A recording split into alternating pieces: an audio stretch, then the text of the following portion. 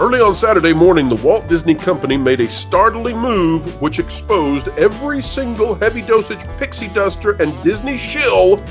Folks, this is the video where we bring to you the fact that they have always been agreeing with us.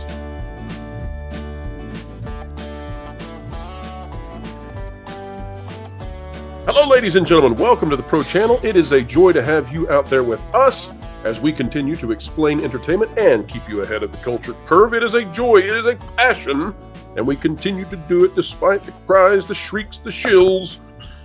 Folks, it's another good one today, and this one is going to be featuring just a little bit of Schadenfreude, but let's get into the news.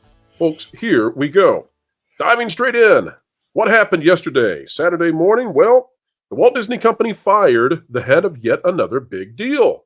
And so this is not the first thing they've done in the past few weeks. They also fired the head of live action movies just before Snow White comes out, just before Mufasa comes out. Sean Bailey was fired. Whether or not Disney's willing to say that things have been going badly with stuff like Peter Pan and Wendy, seems like they didn't like The Little Mermaid too much. Even if they can never say it publicly, Sean Bailey made it and they got rid of him. Well, now we've got the lady who is apparently in charge of Splash Mountain's rehashing, that being Tiana's Rainforest Cafe Hobby Lobby floral aisle explosion. She is going to be gone, and she is not going to be there to celebrate the opening of this attraction. And let's get into it right now. She's the head of Disney Imagineering, and this is what her statement says. First of all, Vash, who is this lady that we're looking at right now? I believe her name is pronounced Barbara Boza, if I'm not mistaken. And previous to Imagineering, which she only joined, 2021, she was, I believe, co-managing director, principal at Gensler of Los Angeles, and then was made the president of Walt Disney Imagineering in 2001. And, 2021. She hits the Dippin' Dots we talk about so often, and she's going to hit those Dippin' Dots in this exit statement. Here we go. Proudly building upon our extraordinary legacy, Imagineers are shaping a future that inspires humanity. Good grief. As one global team of innovative creators and storytellers, we immerse our guests in experiences that make memories of a lifetime. As a licensed architect, I was recruited by the Walt Disney Company to challenge the norm. I'm sorry, I thought that's what the company did forever in the theme park industry. And bring broader, global industry perspective and expertise. Joining Walt Disney Imagineering in June of 2020, I truly believed humanity needed Disney more than ever. It started to sound a little bit like some sort of religious crusade. The world was trying to understand the impact of a global pandemic, business disruption, stay-at-home orders, a reckoning on race, and the growing political divide. From there, Imagineers endured the pressures of talent reductions, unprecedented hyper-escalation on projects, political crosshairs, and the need to make life-changing decisions with their families around the relocation from California to Florida, which never happened. Through all of this, Imagineers relentlessly created and delivered some of the most impactful projects in the history of the Walt Disney Company. This success has fueled the turbocharged growth of Disney experiences through $60 billion in investment over the next 10 years. Blah, blah, blah, blah, blah. None of this has happened.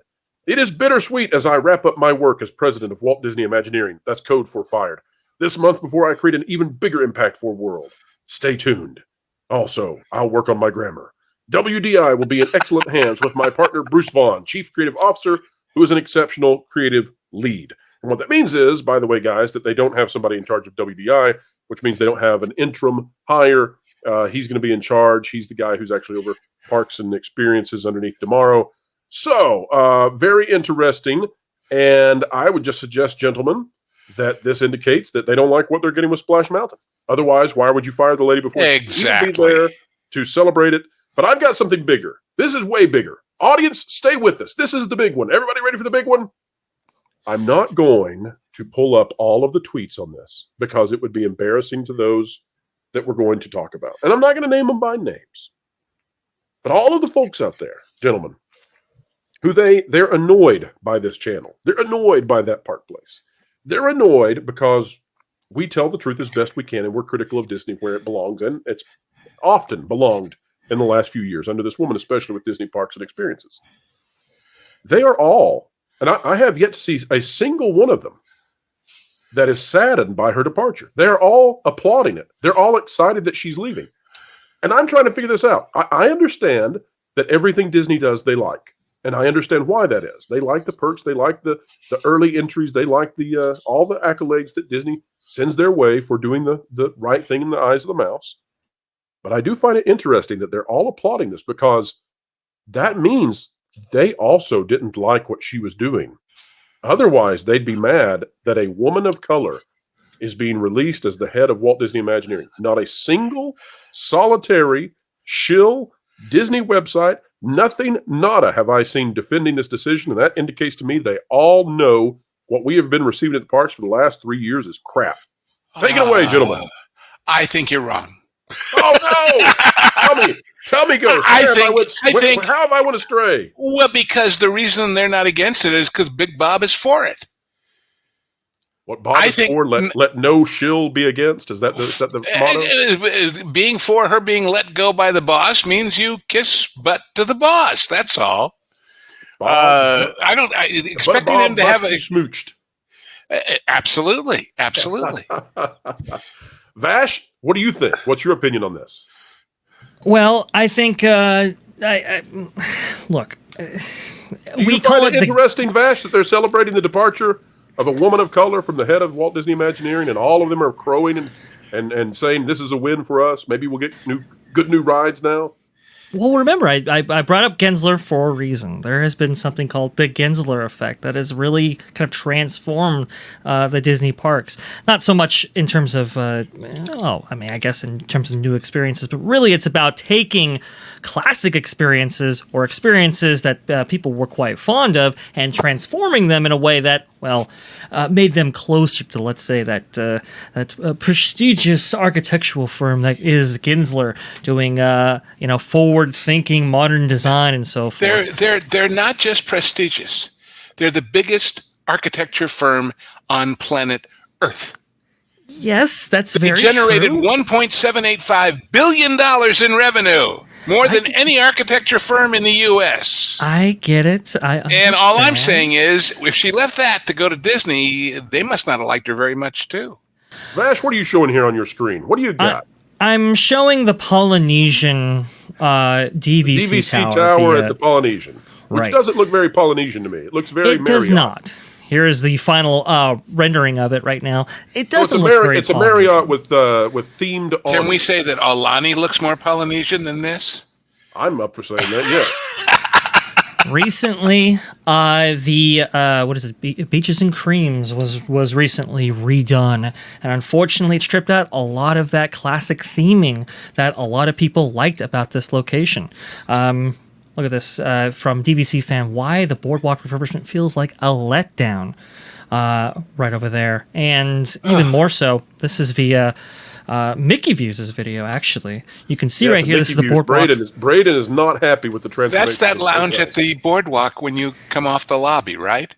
It is. Before you go to the rooms. I recognize it well because that used to be my favorite hotel. Maybe it isn't anymore. We'll see. Well, here we go. This is what it looks like now. Oh, my God. It says average. God. So this is why I think people are not necessarily upset that this Gensler acolyte that was brought into the company to, well, I guess in her words, really kind of challenge the norm at Disney. No, Vash. She was there to save the world, sir. Yes. Yes, you underestimate what she was there to do. Right. I mean, she was an architectural. She was I guess the head of an architectural firm, but she thought she was majoring in activism or something. I mean, I don't know what she was talking about. She wasn't talking about architecture or design. What is this you've got? This is a That Park Place article. Walk us through it real quick, Vash. This is a That Park Place article that goes over a lot of her statement right here. Walt Disney Imagineering President Barbara Boza announced that she's done at Walt Disney Imagineering at the end of the month after she attempted to bring a broader global perspective to the company. This is via John F. Trent, who had this up, by the way, a couple of hours after this actually happened. On a Saturday. And Disney, by the way, Disney tried to sneak this through. Because this kind of a thing, firing the head of Walt Disney Imagineering, and they can parse it, and we'll be careful here, okay, folks? Let's be careful. So she is leaving the company. We don't know that she's been fired, but they sure did announce it on a Saturday morning when not many people would be paying attention. So I'll they just sure leave it at didn't announce a replacement. And this gets even better. Even juicier, Mr. Ghost. I'm glad you said that because guess what? There is someone, a woman of color, who is next in line, one would believe, to take this position. The head of designing Tiana's Bayou Adventure, which should be this grandiose e-ticket attraction. Carmen Smith finally has a spot to take, and Disney does not give it to her today. Yeah. No one else did at all. They give it to a white guy who's already doing the job. This is right. Bruce Vaughn is going to be the white guy who takes the spot, not Carmen Smith. And I'm not here to celebrate because I don't care, right? That's the difference of me and these other outlets. Like, I want the best person in the job.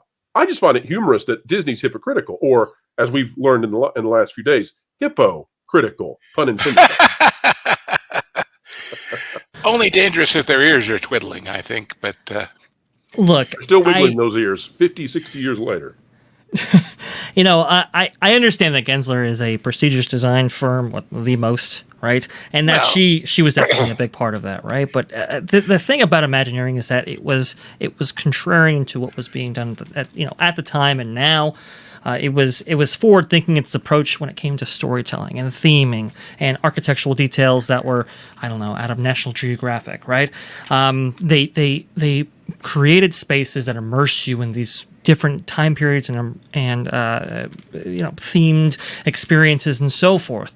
That's really what it was all about. To bring someone in that doesn't have any history of doing that and actually is from a firm that prides itself on these kind of forward-thinking, minimalistic designs, these soulless designs, and applying that concept to Imagineering, well, it wouldn't have gone well. And I think a lot of people are keying in on that aspect. What I really like about what John Trent is actually bringing out here, and what she pretty much admitted to in her statement, was that she wasn't really.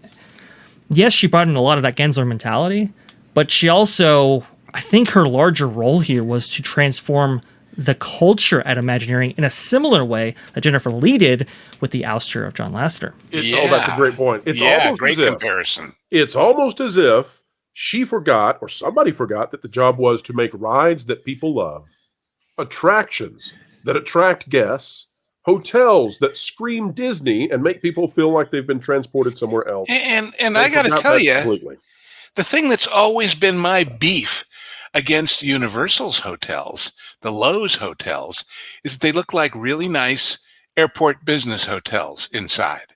And that's what that picture you showed of that transformation of the boardwalk, that's scary, because to say global sounds like ethnic and interesting and, varied. What they seem to mean is homogenized.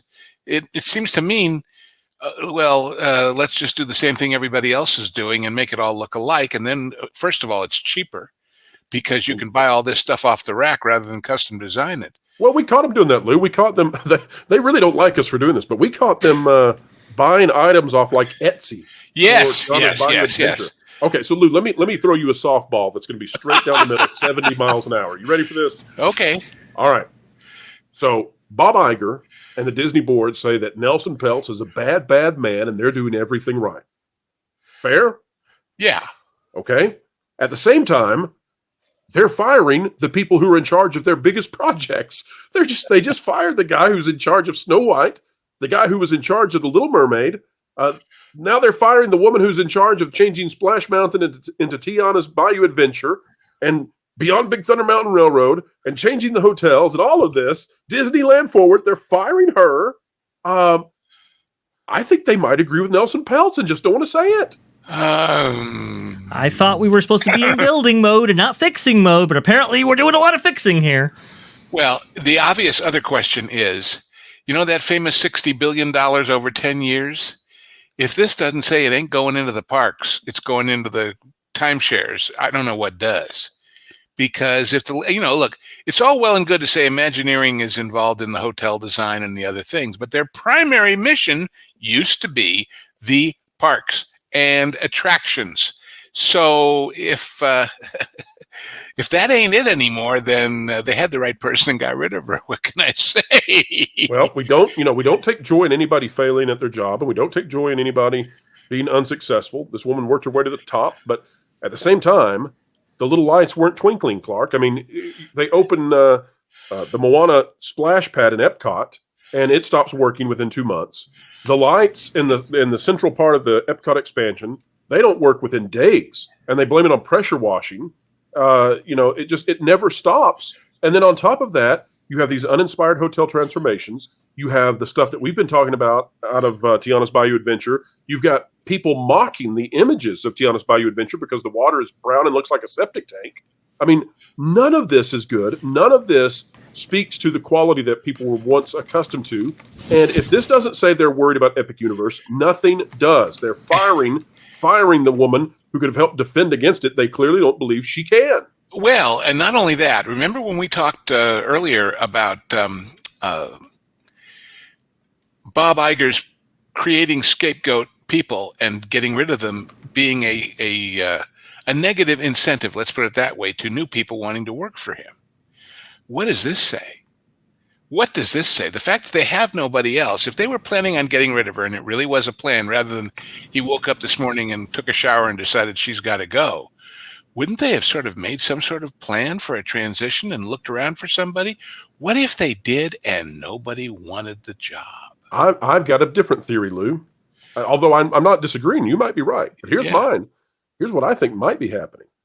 Now, remember, folks, I don't care about the skin color or the gender of the person who's going to be in charge of Walt Disney Imagineering. Right, me neither. I want the best person, okay? So I have a fundamentally different way of looking at the world and human relations than modern Disney. Because I understand Disney, I believe that it might be that Disney knows they have to replace her with a white guy, not because of inherent bias or inherent superiority of white dudes, but maybe there's a white guy that they think is the guy to run WDI right now. Well, but if that white guy is famous for storyboards and they make him the boss, what profiteth a man if he, you know what I'm saying? If they're following the same pattern they did with this animation studio and everything else, they're just setting more mediocre people. I'm not saying they're bad people. I'm not even saying they're untalented people. I'm saying they're unproven people. They are not somebody who comes from the world's biggest architecture firm. They are not somebody who comes from past successes building rides and attractions. They're somebody nobody knows the name of, nobody cares. And therefore, if they screw up, or rather they follow Bob's orders and result in screw-ups, nobody will notice when we get rid of them and find somebody else. Well, this is my point. If it was Carmen Smith, they would have announced it today. They would have announced it today and they would have celebrated. It's not Carmen Smith, I don't think. Yeah. And because it's not, because it might be a pasty white guy with dastardly European ancestry. Oh, no. They can't announce on the same day that the woman leaves that they're replacing her with a white guy. And that's just modern Disney. Now, You're right. For me, I don't care. It can be, an Asian woman. It can be a woman of Hispanic heritage. I don't care. I literally just want the best person who can make joyful rides for families of all backgrounds to enjoy. That's all I care about. But I think Disney, the reason they didn't announce this is that's my suspicion. I don't want to belabor it, but that's my suspicion. But I am curious, gentlemen. Disney in the past 2 weeks, well, really the last week, has fired, quote, fired, we'll be careful.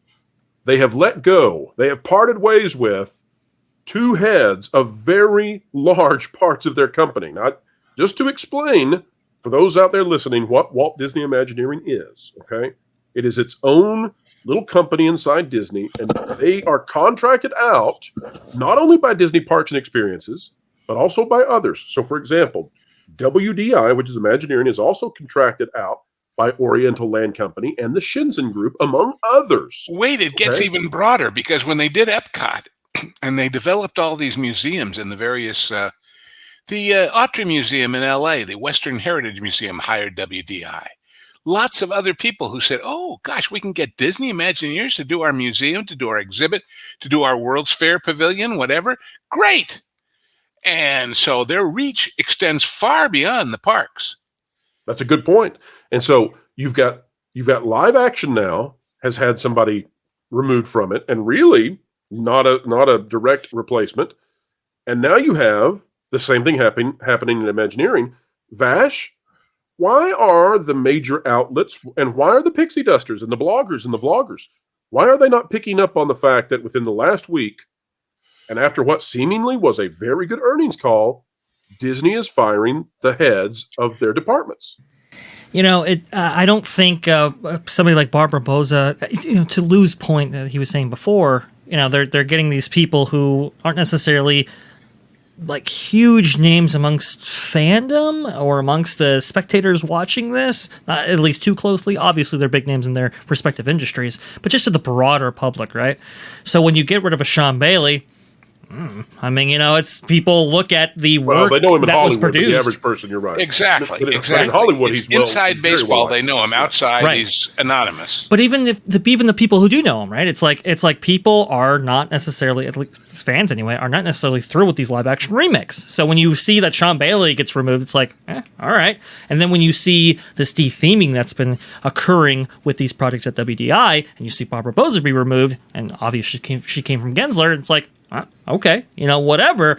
But I don't think a lot of people are making the connection that, we're still in fixing mode. We're getting rid of some big people. And by the way, this is why I showed my screen earlier on this. Josh Giamaro was filming at Tiana's Bayou Adventure in Magic Kingdom a little over a week ago now. And she's removed right after this appearance and right after he tours the attraction. Wouldn't they, in the past, have had Imagineering standing there next to him talking about, he would be interviewing Imagineering about what went into this wonderful thing, and they don't even have the lady who was in charge that we were talking about. Right, doesn't even make it to the opening, which is a slap in the face. This is Stalin airbrushing all the people out of the pictures that they decided were not in favor anymore. Oh, it's curveball time then. Curveball time to both of you. Ready? Ready. Here's the one that's going to get them. Okay. So there's going to be some folks out there. They're the heavy dosage pixie dusting kind of folks out there. They love Disney, and we love them, even if they take this a little bit too seriously. But all of that said, my question to both of you is, Josh Del Moro, nice guy, smooth talking guy, charismatic guy. Josh Del Moro in that picture that we're looking at right there. But he's the head of Parks and Experiences. He's still there. The woman of color who was over WDI, she's gone. Is she the fall lady for Josh Del Moro so that he doesn't have to take the heat, the criticism of the failures that we've seen in the parks? Is a woman of color falling so that Josh Del Moro may rise? I don't think it's about the failures we've seen. It's about the failures we are yet to see. Oh, you think that this is going to be needs more deliverance? I'm telling you, remember when we broke that Imagineering was creating a PR position to fight people who were against the Tiana thing? I have, and they probably don't like we broke that. Whatever. If the person in charge of that was called into Iger's office and asked, so how's it going? And said, we can't fix this. It's beyond our control. The next natural recourse for Bob is, well, find me somebody to blame it on. This is an admission of failure in the ability, especially with all this stuff about the brown water and about the graffiti artwork and all the rest of it. Right, from the woman with the militant past. Exactly. It's been negative after negative after negative after negative. And if you went to this lady and said, well, what about that? And she'd say, well, I'm not in charge of that. I'm an architect. Okay. And they would say, oh, yeah, but your job says you're in charge of it. Let me reverse it then. Earlier on, I said that the Pixie Dusters, that this shows that the Pixie Dusters have agreed with us. You disagreed, Lou. Let me twist it then. Okay. This means that Bob Iger agrees with us. He doesn't like what's been happening in the parks, apparently. He agrees that it's crap with us. He doesn't like the results. And remember that story about him visiting and saying it was boring? I do. Yes. From Mickey Hughes, from Braden, by the way. Now that is enough. That is enough to explain why they didn't elevate the lady in charge of it to this job right away. Carmen Smith. I'm sorry, I forgot her name, but yeah, that's enough right there. Yes, I would agree. So, Vash, your thoughts on this one? Yeah, I mean, people are actually saying that there are some Pixie Dusters and some people who are following us very closely that are saying the same thing, that she was maybe thrown under the bus for the failures, most recently Tiana's Bay Adventure, and the misuse of funds. I mean, when you have your team, large segments of the Tiana team, going down to New Orleans for research for 2 years, that's got to be a huge expense. And the result of that research is, there's a copy of the drum set they saw at the Jazz Museum that's going to be in there with all 7 animatronics where there used to be 30. Right. Right. Isn't that exciting? What really sucks about it, too, is that there is a lady of African-American heritage, a lady of African descent. I believe her name is pronounced Charita Carter. It may be Charita Carter, but I think it's Charita. Charita, she worked on Mickey's Runaway Railway, and that turned out to be a great attraction. So the idea that she's going to be stuck with Carmen Smith now and have this project potentially blow up in her face, that really, it frustrates me that people with great talent get saddled down to these kinds of things that are no good. But to give a little background on Charita, by the way, she was an accountant before, and then one day, she sees Walt Disney Imagineering across the street. She's like, "Oh, I can do that." She gets the job, and she starts raising her profile. She started with projection mapping, specifically on facades in Indiana Jones Adventure. I like her. Every time I've seen her interviewed, I've thought, she seems genuinely good and kind and competent. Yeah. And so she specializes in projection mapping, like you said, with Mickey and Minnie's Runaway Railway. That was her next big project. She shared with Kevin Rafferty. That's why we're kind of thinking that Splash Mountain, Tiana's Spy Adventure, is going to feature a lot of projection mapping because that's of her skill set. When you drop from 60-something animatronics to 12 or 13 or whatever it is, I can't even remember now. You're going to have to do a lot with fog and a lot with especially projectors. When they are concentrated in the one or two big scenes, it means the other scenes are bereft of them. Correct. That's true. All right, folks, that's the video for today. The takeaway, of course, is that Disney is quietly firing the heads of their departments, which would suggest that they don't believe that they've been doing well or that they're going to do well, which would suggest that Nelson Peltz is right, but you won't hear Disney say that. If you're looking for a mea culpa, an apology when it comes to the live-action films or to the parks and the way they've been, this is as good as it's going to get. But who else is going to fall so that Josh D'Amaro or Bob Iger might rise? Well, we'll find out. We'll keep following it as we get closer and closer to the proxy vote. Folks, if you want to find more content such as this, analysis like you will not find on many of the other Disney sites, thatparkplace.com, bookmark it, and check out Vash Sky with his co-anchor Jonas J. Campbell over on That Park Place, the YouTube channel. And don't forget to check out L.W. Ghost on thatparkplace.com, where he is an author of many a great article, and he also is a participant in fantastic member-exclusive content here on the channel. Gentlemen, thank you again for being here. Thank you. Thank you. And folks, like, share, subscribe, click it, stick it to the algorithms, it's the notification bell, share this out on your favorite social media platforms, and drop a comment. Feel free to tell us your opinion when it comes to all things Disney parks, attractions, and the modern culture war. Do you think that this head of WDI, as she leaves, did she save, truly, humanity? Folks, wherever you are and whatever you're doing, keep learning, keep growing, and keep having fun. What? What? I put out a tweet of a fat minority with a booger in her nose, and I said, "This is an empowered woman." And Katako retweeted it. You don't have your own X account, do you? Oh, well, I actually created it a while ago. The greatest troll I've pulled off in a long time. Do you know how many things I've secretly tanked? Oh, gosh, I hope not. That would make me legally culpable. But, what are you talking about? Sweet Baby Ink. Huh? Yep. I'm the... Shut up. I'm the CEO. Yeah, no, seriously, look, this is my profile picture. Everyone's just AI. It's great. I'm so excited to gaslight everyone and see what they're gonna like next because they think it's socially obligated. Wait, so you're... No way, you're the CEO of Sweet Baby Inc.? Maybe. But first, you should see the jewelry company I created. We're gonna get sued. It's gonna be good.